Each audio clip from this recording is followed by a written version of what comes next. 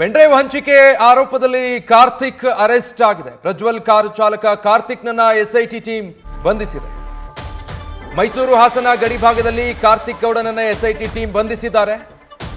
ಬೆಂಗಳೂರಿಗೆ ಕಾರ್ತಿಕ್ ಗೌಡನನ್ನ ಸದ್ಯ ಎಸ್ಐಟಿ ತಂಡ ಕರೆತರ್ತಾ ಇದೆ ಅನ್ನೋ ಮಾಹಿತಿ ಲಭ್ಯವಾಗ್ತಾ ಇದೆ. ಕಾರ್ತಿಕ್ ಗೌಡ ಪ್ರಜ್ವಲ್ ರೇವಣ್ಣ ಮಾಜಿ ಕಾರು ಚಾಲಕ. ಇಡೀ ಒಟ್ಟಾರೆ ಪ್ರಕರಣದಲ್ಲಿ ಪೆನ್ಡ್ರೈವ್ ಹಂಚಿಕೆಯಾಗಿದ್ದು ಅದರ ಹಿಂದಿದ್ದಂತಹ ಷಡ್ಯಂತ್ರ ಎಲ್ಲದರ ಆರೋಪ ಕಾರ್ತಿಕ್ ಗೌಡ ಮೇಲಿದೆ. ಆದರೆ ಇಷ್ಟು ದಿನ ಬಂಧಿಸಿರಲಿಲ್ಲ. ಇದೀಗ ಈ ಪ್ರಕರಣಕ್ಕೆ ಸಂಬಂಧಪಟ್ಟ ಹಾಗೆ ಎಸ್ಐಟಿ ಟೀಮ್ ಕಾರ್ತಿಕ್ ಗೌಡನನ್ನ ಬಂಧಿಸಿ ಬೆಂಗಳೂರಿನ ಕಡೆ ಕರ್ಕೊಂಡು ಬರ್ತಾ ಇದ್ದಾರೆ ಅನ್ನೋ ಅಪ್ಡೇಟ್ ಲಭ್ಯ ಆಗ್ತಾ ಇದೆ. ಮೊನ್ನೆ ಚುನಾವಣೆ ಫಲಿತಾಂಶ ಬಂದಾಗಲೂ ಕೂಡ ಅದೇ ದೃಶ್ಯಗಳು ನೀವು ಬಲಭಾಗದಲ್ಲಿ ಗಮನಿಸ್ತಾ ಇರೋದು. ಹಾಸನದಲ್ಲಿ ಚುನಾವಣೆ ಫಲಿತಾಂಶ ಬಂದು ಪ್ರಜ್ವಲ್ ರೇವಣ್ಣ ಸೋತ ಸಂದರ್ಭದಲ್ಲಿ ಕಾಂಗ್ರೆಸ್ ಕಾರ್ಯಕರ್ತರು ಸಂಭ್ರಮಾಚರಣೆ ಮಾಡ್ತಿದ್ದಾಗ ಅಲ್ಲೂ ಕೂಡ ಕಾರ್ತಿಕ್ ಸಂಭ್ರಮಾಚರಣೆಯಲ್ಲಿ ಭಾಗಿಯಾಗಿದ್ದಂಥ ದೃಶ್ಯ ಅದು. ಈ ಒಟ್ಟಾರೆ ಪ್ರಕರಣದಲ್ಲಿ ಕಾರ್ತಿಕ್ ಮೇಲೆ ಇಷ್ಟೆಲ್ಲ ಆರೋಪಗಳಿದ್ರು ಕೂಡ ಆತನನ್ನ ಎಸ್ಐಟಿ ಟೀಮ್ ಯಾಕೆ ಬಂಧಿಸಿಲ್ಲ, ಆತನನ್ನು ಯಾಕೆ ವಿಚಾರಣೆಗೆ ಒಳಪಡಿಸ್ತಾ ಇಲ್ಲ ಅನ್ನುವಂಥದ್ದು ದೊಡ್ಡ ಪ್ರಶ್ನೆಯಾಗಿ ಕಾಡ್ತಾ ಇತ್ತು. ಹಾಗಾಗಿನೇ ವಿರೋಧ ಪಕ್ಷಗಳು ಕೂಡ ಎಸ್ಐಟಿ ತನಿಖೆ ಮೇಲೆ ನಮಗೆ ನಂಬಿಕೆ ಇಲ್ಲ, ನಂಬಿಕೆಗೆ ಅರ್ಹವಾದಂಥ ತನಿಖೆ ನಡೀತಾ ಇಲ್ಲ ಅನ್ನುವಂಥ ಆರೋಪಗಳೆಲ್ಲವನ್ನು ಮಾಡ್ತಾ ಇತ್ತು. ಫೈನಲಿ ಇದೀಗ ಪೆನ್ಡ್ರೈವ್ ಹಂಚಿಕೆ ಮಾಡಿರೋ ಆರೋಪದಲ್ಲಿ ಆ ಪ್ರಕರಣಕ್ಕೆ ಸಂಬಂಧಪಟ್ಟ ಹಾಗೆ ಪ್ರಜ್ವಲ್ ರೇವಣ್ಣ ಮಾಜಿ ಕಾರು ಚಾಲಕ ಕಾರ್ತಿಕ್ನನ್ನ ಎಸ್ಐಟಿ ಟೀಮ್ ವಶಪಡಿಸಿಕೊಂಡಿದ್ದಾರೆ. ಯಾವ ರೀತಿ ತನಿಖೆಗೆ ಒಳಪಡಿಸ್ತಾರೆ, ಏನೆಲ್ಲ ಅಂಶಗಳು ಹೊರಗೆ ಬರುತ್ತೆ ಅನ್ನೋದನ್ನು ನೋಡಬೇಕು. ಡೀಟೇಲ್ಸ್ ಕೊಡ್ತಾರೆ ಅಂಕಿತಾ, ಲೈವ್ನಲ್ಲಿ ಜಾಯ್ನ್ ಆಗ್ತಾ ಇದ್ದಾರೆ. ಅಂಕಿತಾ, ಫೈನಲಿ ಈ ಪ್ರಕರಣದಲ್ಲಿ ಕಾರ್ತಿಕ್ನ ಯಾಕೆ ಬಂಧಿಸಿಲ್ಲ ಅನ್ನೋ ಪ್ರಶ್ನೆ ಇತ್ತು. ಈಗ ಎಸ್ಐಟಿ ಟೀಮ್ ಈತನನ್ನ ಅರೆಸ್ಟ್ ಮಾಡಿರೋದು, ಏನೆಲ್ಲ ಅಪ್ಡೇಟ್ಸ್ ಗೊತ್ತಾಗ್ತಾ ಇದೆ?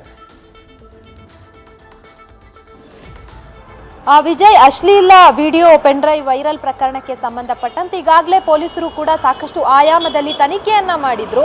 ಈ ಒಂದು ಪೆನ್ಡ್ರೈವ್ ಅನ್ನ ಯಾರು ಹಂಚಿಕೆ ಮಾಡಿದ್ರು ಅನ್ನೋ ನಿಟ್ಟಿನಲ್ಲಿ ತನಿಖೆ ನಡೆಸಿದಂತಹ ಪೊಲೀಸರು ಸಾಕಷ್ಟು ಜನರಿಗೆ ನೋಟಿಸ್ ಅನ್ನ ಕೂಡ ಕೊಟ್ಟಿದ್ರು. ಜೊತೆಗೆ ಮೂವರನ್ನ ವಶಕ್ಕೆ ಪಡೆದುಕೊಂಡು ವಿಚಾರಣೆಯನ್ನ ಮಾಡುವಂತಹ ಕೆಲಸವನ್ನ ಮಾಡಿದ್ರು. ಇದರಲ್ಲಿ ಪ್ರಮುಖವಾಗಿ ಕೇಳಿ ಬಂದಂತಹ ಹೆಸರು ಡ್ರೈವರ್ ಆದಂತಹ ಕಾರ್ತಿಕ್ ಗೌಡ್ರ ಹೆಸರು ಕೇಳಿ ಬಂದಿತ್ತು. ಇದುವರೆಗೂ ಕೂಡ ಕಾರ್ತಿಕ್ ಗೌಡ್ರನ್ನ ಯಾಕೆ ಬಂಧನ ಮಾಡಿಲ್ಲ ಅಂತ ಹೇಳಿ ಸಾಕಷ್ಟು ಜನ ಪ್ರಶ್ನೆಯನ್ನ ಕೂಡ ಮಾಡಿದ್ರು. ಈಗ ಎಸ್ಐಟಿ ಅಧಿಕಾರಿಗಳು ಕಾರ್ತಿಕ್ ಗೌಡನನ್ನ ಬಂಧಿಸುವಲ್ಲಿ ಯಶಸ್ವಿಯಾಗಿದ್ದಾರೆ. ಮೈಸೂರು ಹಾಸನ ಗಡಿ ಭಾಗದಲ್ಲಿ ಕಾರ್ತಿಕ್ ಗೌಡನನ್ನ ಪೊಲೀಸರು ವಶಕ್ಕೆ ಪಡೆದುಕೊಂಡು ಈಗಾಗಲೇ ಎಸ್ಐಟಿ ಕಚೇರಿಗೆ ಕರೆತರುತ್ತಿರುವಂತಹ ಕೆಲಸವನ್ನ ಕೂಡ ಮಾಡ್ತಾ ಇದ್ದಾರೆ. ಈ ಪ್ರಕರಣದ ಪ್ರಮುಖ ರೂವಾರಿ ಅಂತ ಹೇಳಲಾಗ್ತಾ ಇದೆ. ಈಗಾಗಲೇ ಪೆನ್ಡ್ರೈವ್ ಹಂಚಿಕೆ ಆರೋಪ ಏನಿದೆ ಅದರಲ್ಲಿ ಕಾರ್ತಿಕ್ ಗೌಡ ಅವರ ಪಾತ್ರ ಇದೆ ಅಂತ ಹೇಳಿ ಆರೋಪಿಸಲಾಗಿತ್ತು. ಆ ನಿಟ್ಟಿನಲ್ಲಿ ಎಸ್ಐಟಿ ಅಧಿಕಾರಿಗಳು ಆತನನ್ನ ಕೂಡ ವಿಚಾರಣೆಗೆ ಒಳಪಡಿಸಬೇಕಾಗಿತ್ತು.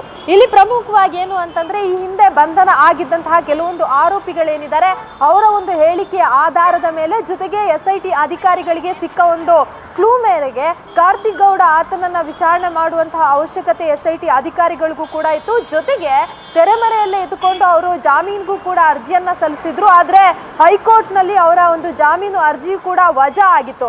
ಆ ನಿಟ್ಟಿನಲ್ಲಿ ಎಸ್ಐಟಿ ಅಧಿಕಾರಿಗಳು ಆರೋಪಿಗಳಿಗಾಗಿ ತೀವ್ರ ಹುಡುಕಾಟವನ್ನ ನಡೆಸ್ತಾ ಇದ್ರು. ಅದರಲ್ಲೂ ಕೂಡ ಕಾರ್ತಿಕ್ ಗೌಡ ಎಲ್ಲಿ ಹೋಗಿದ್ದಾನೆ ಅನ್ನೋದ್ರ ಬಗ್ಗೆ ಅಧಿಕಾರಿಗಳಿಗೆ ಯಾವುದೇ ಸುಳಿವು ಕೂಡ ಇರಲಿಲ್ಲ. ಆತ ಮೊಬೈಲ್ ಅನ್ನ ಕೂಡ ಸ್ವಿಚ್ ಆಫ್ ಮಾಡ್ಕೊಂಡಿದ್ದ.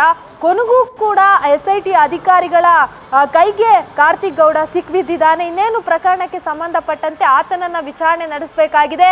ಇಲ್ಲಿ ಪ್ರಮುಖವಾಗಿ ಆ ಒಂದು ವಿಡಿಯೋ ಇರುವಂತಹ ಪೆನ್ಡ್ರೈವ್ ಎಲ್ಲಿ ಸಿಕ್ತು, ಎಲ್ಲೆಲ್ಲ ಅದನ್ನ ಹಂಚಿಕೆ ಮಾಡಲಾಗಿದೆ, ಯಾರ್ಯಾರು ಇನ್ವಾಲ್ವ್ ಆಗಿದ್ರು, ಈ ಎಲ್ಲ ಆಯಾಮದಲ್ಲಿ ಅಧಿಕಾರಿಗಳು ತನಿಖೆಯನ್ನ ಮಾಡಬೇಕಾಗತ್ತೆ.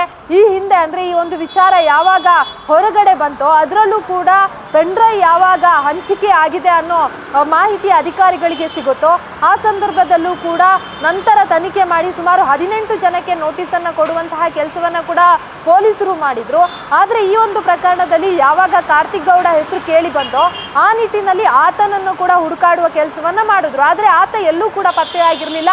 ಈಗ ಕೊನೆಯದಾಗಿ ಎಸ್ಐಟಿ ಅಧಿಕಾರಿಗಳು ಕಾರ್ತಿಕ್ ಗೌಡನನ್ನ ವಶಕ್ಕೆ ಪಡೆದುಕೊಂಡು ಬೆಂಗಳೂರಿನ ಸಿಐಡಿ ಕಚೇರಿಗೆ ಕರೆತರ್ತಾ ಇದ್ದಾರೆ. ನಂತರ ಆತನನ್ನ ವಿಚಾರಣೆಗೆ ಮಾಡ್ತಾರೆ. ಯಾಕೆಂದ್ರೆ ಈ ಒಂದು ಪ್ರಕರಣ ಗಂಭೀರ ಆಗಿರೋದ್ರಿಂದ ನ್ಯಾಯಾಲಯದ ಮುಂದೆ ಆತನನ್ನ ಪ್ರೊಡ್ಯೂಸ್ ಮಾಡಿ ಮತ್ತೆ ಕಸ್ಟಡಿಗೆ ಕೇಳ್ಕೊಂಡು ಆತನನ್ನ ವಿಚಾರಣೆ ಮಾಡೋದಕ್ಕೆ ಈಗಾಗಲೇ ಎಸ್ಐಟಿ ಅಧಿಕಾರಿಗಳು ಎಲ್ಲಾ ರೀತಿಯ ಸಿದ್ಧತೆಗಳನ್ನ ಮಾಡ್ಕೊಂಡಿದ್ದಾರೆ. Vijay, thank you Ankita. News first ನಿರ್ಭೀತಿಯಿಂದ ನಿಮ್ಮ ಪರವಾಗಿ.